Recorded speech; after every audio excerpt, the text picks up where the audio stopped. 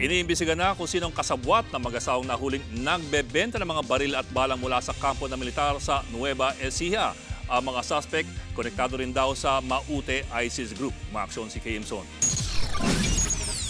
Kapansin-pansin sa mga kahong ito ang mga text na RP, government property at AFP. Ang ibang kahon may markang Philippine Army. Sa mga ito nakalagay ang nasa 1.2 million pesos na halaga ng mga armas at bala na naharang sa isang bypass operation sa Valenzuela noong linggo. Sa investigasyon ng AFP, natukoy na galing ang mga armas at bala sa 7th Infantry Division na nakabase sa Fort Magsaysay, Palayan, Nueva Ecija. Dahil dito, hindi isinasantabi ng militar ang posibilidad na may nagnanakaw mula sa hanay ng militar o kaya ay may kasabwat mula sa loob ng kampo. Meron talagang mga vulnerabilities yung mga tropa natin. So that is why we have to have more effort para ma-prevent ito.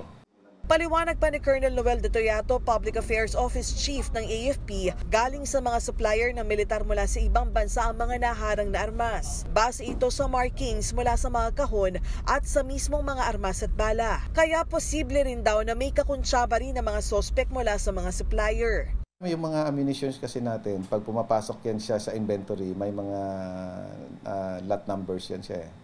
May mga batch numbers. If it is locally made sa government arsenal, may mga lot number ang tawag natin. And pag imported naman siya from other countries, may mga batch number yan ng arrival. Naaresto sa ikinasang bypass operation noong linggo mag-asawang Edgardo at Rosemary Medel. Base pa sa investigasyon, konektado sa Maute ISIS terrorist group ang dalawang naarestong gun runner. Kaya't malaki ang posibilidad na sa mga terorista dapat mapupunta ang mga naharang na armas. This is a serious matter, no?